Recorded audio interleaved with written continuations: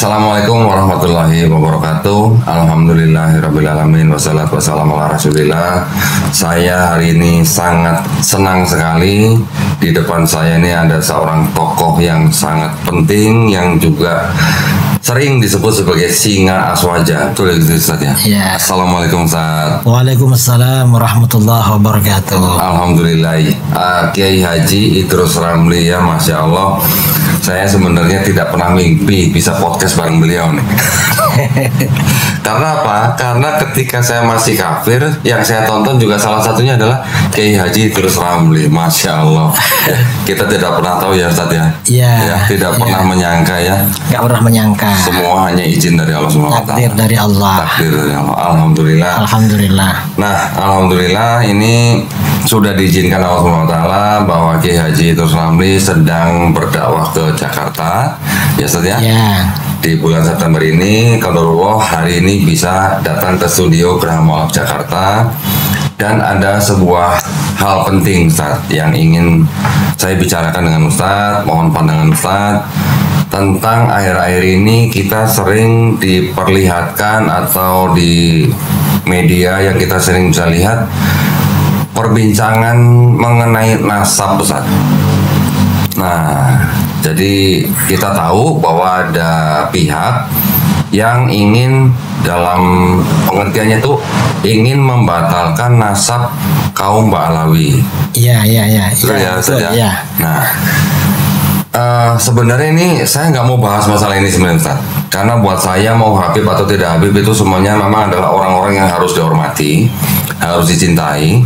Ya. Kita sebagai umat Islam tetap harus mencintai atau menghormati siapa saja. Karena Habib atau bukan Habib, atau bukan Habib atau Habib itu tidak ada yang lebih baik kecuali takwanya Ustaz. Ya. Betul ya Ustaz ya? Ya, betul. Jadi karena itu ya kita wajib menghormati dan mencintai siapapun, termasuk orang-orang yang mungkin orang biasa saja, tapi Ya. kalau dia bertakwa itu dia lebih baik dari kita gitu Ustaz ya. Ya, betul ya.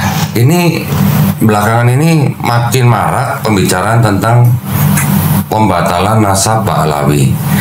Bukan berarti kita mau memihak Ustaz nih. Ya. Mohon maaf, kami di Yayasan Pembina Mu'alafat Tauhid, kami tidak boleh memihak satu pihak manapun. Jadi yang kita harapkan, yang kita inginkan adalah ukhuwah Islamiyah. Ya, bagus tuh, betul. Betul ya, Ustaz ya. Bahkan di dalam yayasan kami, sesama muslim dilarang berdebat Ustaz. Ya. Karena jadi musuh lain ya. Nah, Ya. jadi musuh kita bukan kaum muslimin, musuh kita bukan umat Islam. Yang kita boleh berdebat itu dengan saudara-saudara kita yang masih belum muslim. Itu makanya saya dan teman-teman di Yayasan Pembina Mu'alafat Tauhid ini kami prihatin Ustaz dengan pembicaraan-pembicaraan nasab ini. Nah, kami ingin dapat pencerahan dari Ustaz Idrus Ramli mengenai ini. Apakah ini sebuah agenda atau apakah ini sebuah propaganda yang ingin memecah belah umat Islam? Tafadhol Ustaz. Kalau menurut saya, jadi memang isu-isu nasab ini termasuk bagian dari agenda dan propaganda untuk memecah belah dan mengacak-ngacak umat Islam. Dan ini agendanya ini panjang. Oh. Hanya sekarang ini bagiannya bagian ini. Oh gitu. Artinya ya ini ada hubungannya dengan kelompok kiri. Kelompok kiri itu artinya ya kelompok liberalisme, pluralisme itu. Dulu agenda panjang ya, kalau kita runut dari awal setelah tahun 80-an atau 90-an, dulu ada isu-isu kontroversi. Boleh enggak ketika hari Natal umat Islam mengucapkan selamat Natal? Sampai populer waktu itu Buya Hamka, almarhum Buya Hamka menolak. Dan itu betul sikap beliau, karena itu fatwa mayoritas ulama. Alhamdulillah. Nah, kemudian setelah itu kelompok kiri ini mengacak-ngacak kesucian Al-Quran. Oh ya. Kesakranan Al-Quran. Maksudnya bagaimana ada kelompok sejak tahun 90-an bahkan sepertinya menjadi disertasi bahwa Al-Quran perlu revisi. Al-Quran diragukan keotentikannya, keasliannya. Dari dulu gak ada yang mempersoalkan seperti ini. Tapi ini ada agenda apa namanya ya, tashkik, membuat umat Islam tuh ragu-ragu terhadap kitab sucinya sendiri. Agenda ini. Kemudian habis itu muncul lagi ya di dalam perjalanan waktu agenda-agenda berikutnya. Seperti narasi-narasi yang mengatakan, yang memutarbalikkan hukum Islam, yang halal diharamkan, yang haram dihalalkan. Ini contoh seperti kelompok liberal, ini Muslim juga ya, yang mengharamkan poligami. Oke, terus Poligami dianggap haram. Mereka siapa itu Ustaz? Kok bisa mengharamkan yang di Quran dibolehkan gitu? Ya ini ya orang Islam juga lah ya, dan mungkin ya dari keluarga tokoh, dan dulu populer waktu narasi ini muncul populer. Sementara yang haram dihalalkan, seperti LGBT, lesbi, gay, dan seterusnya itu dihalalkan. Jadi dibolak-balik. Ini kan agenda liberalisasi kan. Agenda liberalisasi. Kemudian habis itu muncul agenda pluralisme agama. Semua agama sama. Loh, kalau semua agama sama, Pak Dondi gak perlu pindah sama Islam kan? Iya, kalau semua agama sama, kenapa mereka nggak masuk Islam aja sekalian gitu? Iya. Kan begitu, sudah sama ini. Semua agama sama. Itu ada narasi ini dari Muslim. Narasi-narasi seperti ini. Kemudian habis itu muncul narasi kesetaraan gender. Nah itu ya. Laki-laki dan perempuan setara. Laki-laki perempuan itu sama. Dan sampai mereka menulis buku itu. Ini agendanya menjelang tahun 2000-an. Sekitar tahun 97, tahun berapa sampai bukunya itu dijual di Gramedia, di mana-mana, bahkan ada yang edisi bahasa Arab. Narasi ini. Ya untuk mengacak-ngacak sistem keluarga di dalam Islam. Lalu muncul narasi-narasi tentang batasan aurat. Nah, selama ini kita di dalam Islam, aurat perempuan itu seluruh anggota badan kecuali wajah dan telapak tangan. Ya, sudah jelas. Ya, kata kelompok ini ya nggak pakai kerudung nggak apa-apa. Bahkan kalau di pantai pakai bikini termasuk menutup aurat. Ya, jadi memang ini narasi-narasi untuk ngacak-ngacak ajaran Islam. Lalu 2015 muncul narasi anti Arab. Dengan tema Islam Nusantara. Ada narasi rasis ya, kebencian pada Arab. Dan sampai dibilang Arab itu kadrun. Kadal gurun. Itu dari mana istilah kadrun itu? Dari kelompok itu? Ya, dari kelompok itu juga. Dari kelompok-kelompok ini, kadal gurun. Lah padahal kan mereka juga Muslim. Lah ya itu. Muslim liberal. Muslim liberal sampai membenci Arab. Padahal Islam ini kan memerangi rasis. Iya, betul. Ketika Rasulullah SAW haji terakhir, haji wada ya. Ceramah beliau yang populer, ayyuhan nas kullukum min Adam. Hai manusia, kamu semua ini anak cucu Adam. Iya, betul. Artinya satu level. Sama-sama anak cucu Adam. Wa Adam min turab. Kalian harus ingat Adam itu dari tanah. La fadla li arabiyyin ala ajami illa bitaqwa. Seorang Arab tidak lebih utama daripada orang ajami kecuali dengan takwa. Iya, betul. Sampai segitunya, artinya nggak ada rasis. Dan guru-guru kita dulu nggak mengajarkan rasis. Misalnya karena kita lama dijajah Belanda, nggak ada narasi-narasi dari guru kita benci sama bangsa Eropa, sama bangsa Barat, nggak ada. Atau misalnya ya karena di negeri kita ini yang memegang perekonomian banyak orang Cina lah, keluarganya Pak Dondi mungkin. Kebetulan nggak? Nah, bukan ya. bukan ada hubungan ya. Nggak ada. Ya. Terus? ternyata ulama kita agak ada kebencian anti ras Cina. Tidak sampai ke situ. Nggak sampai. Ya. Kalau mungkin ada juga mungkin golongan atau kelompok tertentu aja. Iya, kelompok tertentu. Iya. Kita ini nggak Bukan dilarang. rasnya gitu ya. Kita ini kadang ada yang kerja di tempatnya Cina, belajar ke tempatnya Cina, nggak ada masalah. Iya. Lah ini kok tiba-tiba anti Arab? Ada apa ini? Yang 2015 ke belakang itu anti Arab. Ya. Lalu habis itu ada lagi ya narasi-narasi doa lintas agama. Nah, ya. Ya, berani itu. Setelah itu ya, dan ini apa proyek doa lintas agama ini di bawah narasi apa? Moderasi beragama. Lalu setelah itu ada seragam lintas agama, seragam batik yang ada gambarnya gereja, masjid apa. Habis itu salam lintas agama. Salam lintas agama. Iya. Kalau ceramah misalnya yang datang dari berbagai agama, penceramah ini salamnya berkali-kali. Loh, kalau salamnya berkali-kali kapan ceramahnya? Iya. Kalau waktunya tuh pendek. Iya. Ceramah sih salam doang gitu. Iya. Lalu yang 2 tahun terakhir ini ada agenda apa namanya, membatalkan nasab para habaib. Nah, ini yang kita sekarang ini kan persoalan ini sepertinya memang bagian dari agenda-agenda seperti ini. Yang saya cukup heran begini, Ustaz. Yang mencoba membatalkan nasab Alawi ini juga dari kalangan NU. Iya. Betul kan, Ustaz? Iya, betul. Tetapi di NU sendiri juga banyak habaib. Iya. Betul kan? Betul. Nah, ini ada apa nih sebenarnya, Ustaz? Nah, ini sebenarnya begini, termasuk ini agenda untuk menjauhkan umat Islam dari ajaran Islam. Misalnya narasi anti Arab, benci pada Arab. Nah, ini agenda menjauhkan kita dari sumber Islam.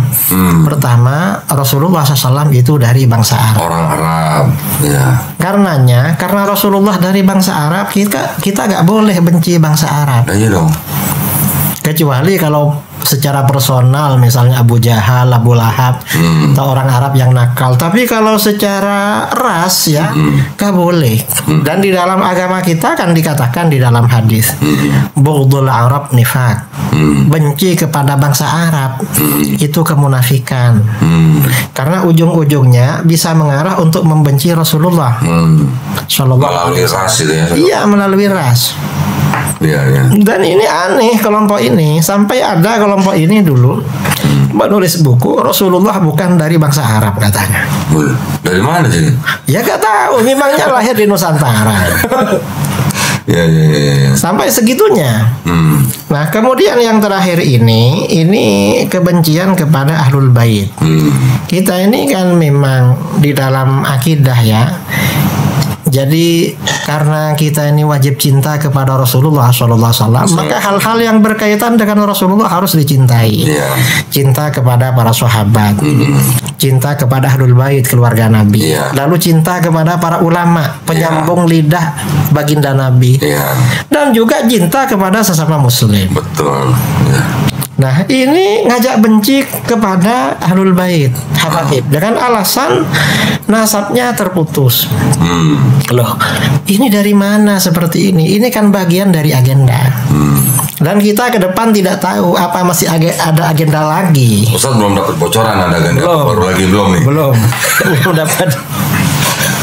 Jadi begitu banyak hal yang dipakai oleh kalangan itu untuk menjauhkan umat Islam dari ajarannya. Iya. Oke.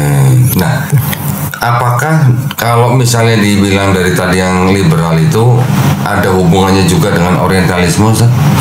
Saya kira ada hubungannya dengan itu. Karena memang metode-metodenya itu dari metode orientalis ya, tata caranya. Kemudian juga propagandanya juga mirip-mirip mereka. Ada seperti itu. Kan orientalis itu provokatif kalau membuat tulisan atau kajian itu. Banyak yang provokatif, tidak ilmiah. Artinya ada kepentingan memerangi Islam dari dalam. Bahkan mereka memang sengaja belajar Islam, mengetahui Islam, bahkan sampai ada yang sampai menerjemahkan Quran. Tapi tujuannya adalah untuk menghancurkan Islam dari dalam. Ya, nanti ada selipan-selipan dari itu pandangan mereka. Dan ini memang banyak ya kitab-kitab yang diterbitkan, kitab-kitab berbahasa Arab yang diterbitkan oleh orientalis. Itu memang banyak. Ya. Ini sepertinya bagian dari proyek mereka. Dan biasanya diselipkan pikiran-pikiran mereka yang gagal faham terhadap ajaran Islam. Karena mereka mengartikulasikan pemikiran Islam dari sudut pandang Kristen. Dari kacamata mereka Islam. Di luar Islam. Apakah itu Yahudi atau Kristen, sesuai dengan background agama mereka. Oke, tapi kalau orientalis ini kan memang ya rata-rata ya latar belakangnya adalah Kristen. Iya. Ya, Pak, ya. Setahu saya kan memang kan setelah mereka boleh dikatakan kalah di perang salib, kemudian mereka setelah mereka membagi dunia ini menjadi dua bagian, barat untuk Spanyol, timur untuk Portugis, dengan program kolonialisasi mereka yang misinya juga ada 3G, Gold Glory Gospel, menyebarkan agama mereka. Sampai akhirnya mereka juga melakukan proyek orientalism, belajar budaya timur termasuk agamanya, sampai akhirnya juga ada misi untuk menghancurkan Islam dari dalam. Ya. Dan itu memang, dan ini kebencian kepada Arab itu kan sudah disebarkan di Indonesia kira-kira 100 tahun menjelang kemerdekaan. Oke.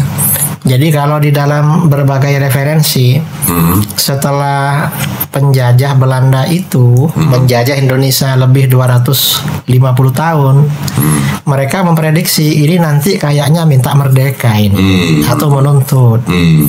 Maka gimana caranya walaupun nanti merdeka tetapi Islamnya ini tidak kuat. Maka di antara proyek mereka memutus hubungan Islam Indonesia dengan Islam Arab. Dan ditanamkan kebencian kepada Arab. Kemudian menghapus, memerangi hal-hal yang dianggap berbau Arab. Jadi itu mungkin juga salah satu program Divide et Impera mereka ya Ustaz, untuk memecah belah, mengadu domba dengan cara menjauhkan kelompok-kelompok yang ada di dalam bangsa Indonesia supaya saling curiga, saling benci gitu ya, supaya tidak akur gitu ya. Iya, artinya apa? Kajian nasab yang dinarasikan, yang disuarakan oleh kelompok anti Ba'alawi, Sadah Ba'alawi, itu sebenarnya buang-buang waktu aja. Mubazir di sini. Mubazir. Kita baru ngeliat thumbnail aja, aduh nasab lagi. Iya, gak ada yang baru, gak ada informasi. Dan ini juga merusak terhadap tradisi keilmuan di dalam Islam. Oh gitu ya Ustaz. Nah ini boleh Ustaz, boleh dijabarkan sedikit yang Ustaz bilang merusak tradisi keilmuan dalam Islam tuh yang seperti apa? Nah kita ini di dalam Islam itu kan di dalam urusan agama wajib punya guru. Gurunya punya guru. Nah, di sini selain kita ini punya guru yang sanad muttasil di dalam ajaran agama, ada hal-hal yang menjadi ijma para ulama. Ada yang diperselisihkan oleh para ulama.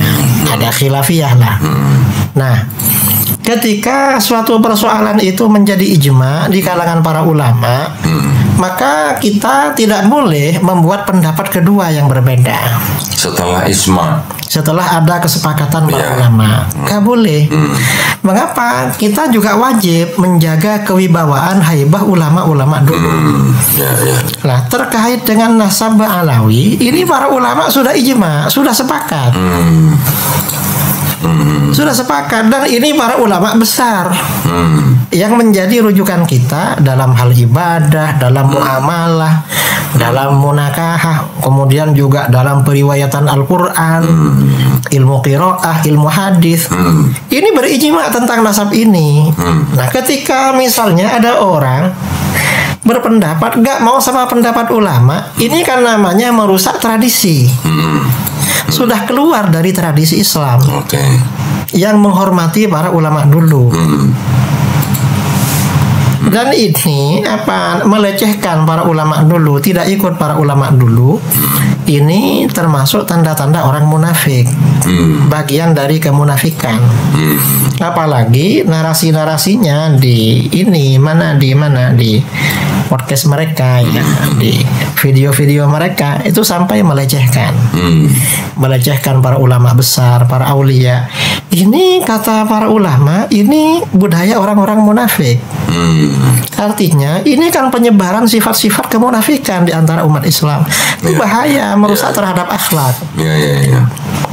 Kita ini kan ada akhlak, menghormati orang yang lebih dulu, guru-guru di dalam agama, dan ini diabaikan oleh kelompok nasab ini, kelompok pembatal nasab. Jadi bisa dikatakan bahwa yang punya agenda ini memang tujuannya ingin memecah belah Islam. Ini ya jelas ingin memecah belah umat Islam, sehingga masalah yang tidak penting ini jadi pro kontra. Jadi malah buang-buang waktu, buang-buang pikiran, buang tenaga, buang biaya saja. Merusak akhlak juga. Merusak akhlak. Iya. Akhirnya kan sekarang ini banyak orang-orang yang berani mengomentari ulama-ulama dulu. Padahal nggak boleh kan begitu. Dari beberapa poin yang saya dengar, Ustaz, ya, bahwa beberapa alasan yang membuat mereka ingin membatalkan nasabah Alawi ini adalah dikatakan karena ada perilaku dari beberapa habaib yang mungkin tidak mencerminkan Islam. Menurut Ustaz gimana tanggapannya?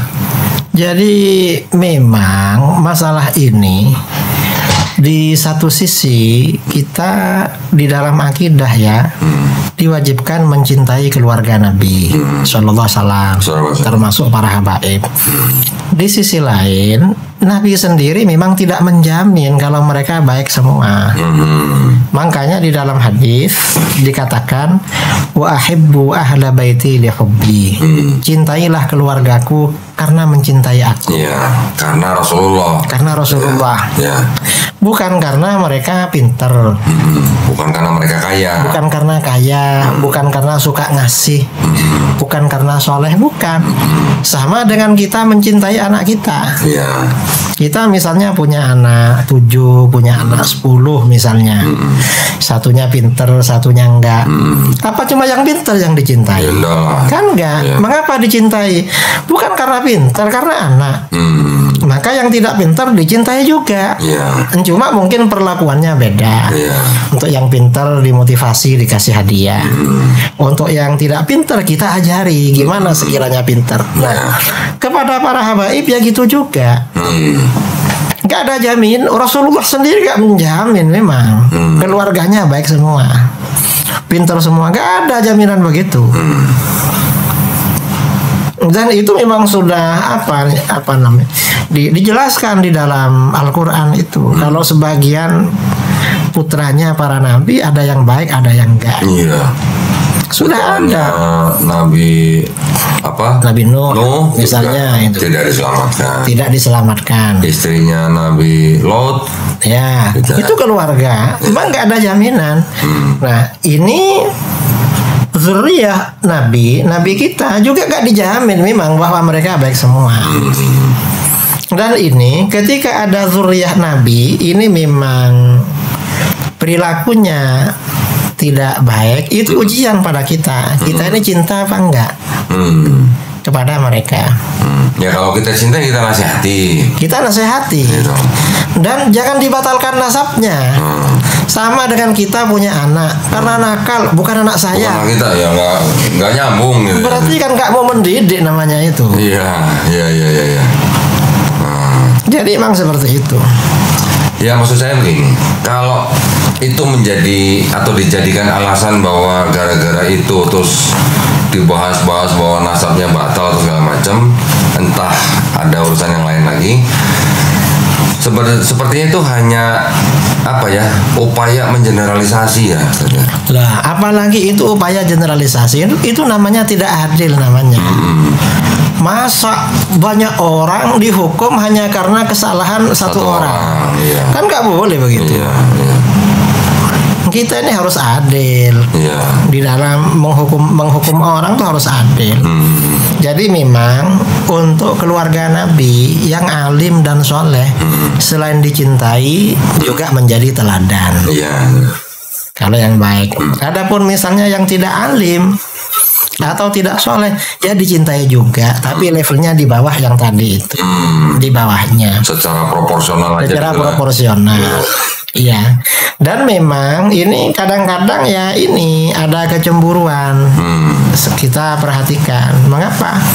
Kadang-kadang sebagian komunitas masyarakat atau komunitas habaib, walaupun habaib yang nggak punya ilmu, nggak punya apa, kadang disuruh tampil.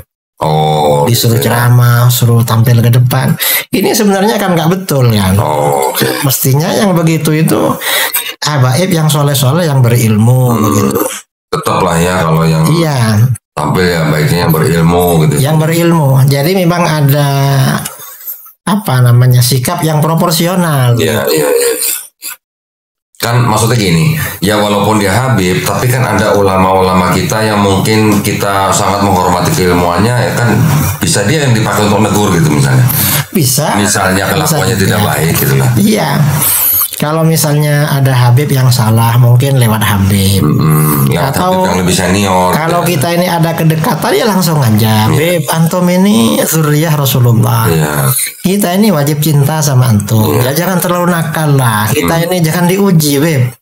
Antum jangan jadi ujian sama kami gitu. Iya, iya, iya. Ya, jangan jadi ujian dong. Biar dia merasa gak enak sendiri gitu ya. Iya, agak enak gitu. Tapi gini, Ustaz, kalau yang Ustaz lihat daripada yang disebut dengan tesis itu, yang ingin membatalkan nasab Balawi itu, menurut Ustaz sendiri, apakah sudah bisa dibilang ilmiah? Saya kira belum ilmiah, tidak memenuhi standar ilmiah. Karena standar ilmiah di dalam Islam itu kan ada dua. In kunta nakilan fasihah wa in kunta mudda'iyan faddalil. Kalau kamu ini sifatnya itu menukil, mengutip, maka harus sahih. Kutipan itu harus valid. Wa in kunta mudda'iyan faddalil. Kalau kamu menyampaikan opini, menyampaikan pendapat, maka harus ada dalil. Dalam apa yang dibilang tesis ini sama sekali tidak memenuhi standar ilmiah ini. Oh, Mengapa? Mereka ini ngutip dari Google, dari internet, dan ternyata yang di internet penulisnya ya gak jelas, oh, narasinya gak jelas. Kadang setelah dikonfirmasi kepada sumber justru sebaliknya. oh gitu. Iya, ini contoh ya, seperti kelompok-kelompok yang anti Ba'alawi bilang bahwa ada tokoh Salafi Wahabi di Yaman, Syekh Muqbil Al-Wadi'i membatalkan nasab Ba'alawi. Begitu dicek di kitab fatwa beliau, dan itu di internet dibilang memang batalkan. Dicek di fatwanya, di videonya, ternyata beliau saya gak berani membatalkan katanya. Loh, mana? Beliau gak membatalkan. Ketika ditanya nasab Ba'alawi, kata beliau, saya ini gak tahu katanya. Loh.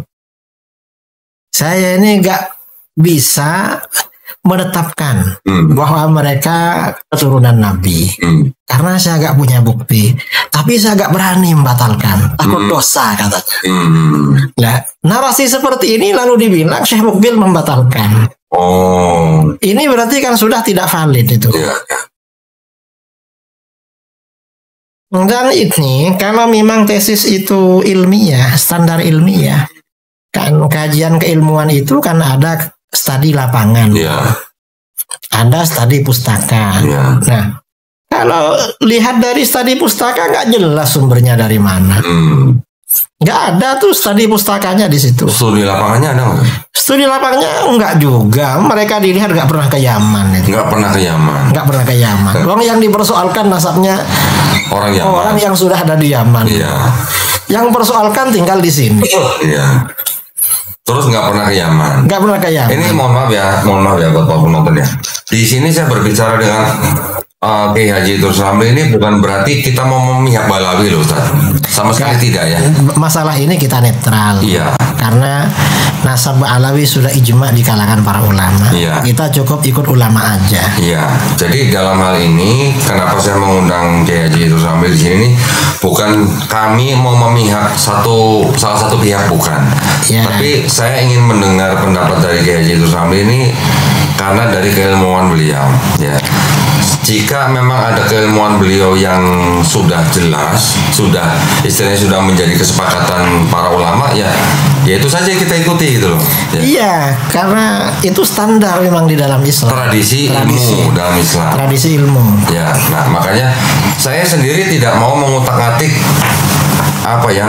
tesis yang ingin membatalkan nasab Alawi ini, Ustaz. Itu pun juga bukan bidang saya. Saya juga hanya prihatin dengan kondisi seperti ini ya. Karena banyak menguras energi ya. Betul, dan Dan mandul. Energi yang mandul artinya ya tidak produktif. Iya, tidak produktif, mubazir jadinya gitu. Mubazir, tidak produktif, dan justru akibatnya itu dampaknya negatif. Karena selain menimbulkan perpecahan ya, sesama umat Islam saling suudzon, saling memaki-maki. Itu kan juga mengurangi kita untuk melakukan hal-hal yang positif. Iya. Dan untungnya Pak Dondi gak terlibat di sini. Saya nggak mau terlibat, saya nggak mau terlibat. Saya mendingan ngurusin mualaf aja. Saya mendingan ngurusin pendeta aja gitu. Ya. Itu lebih penting gitu.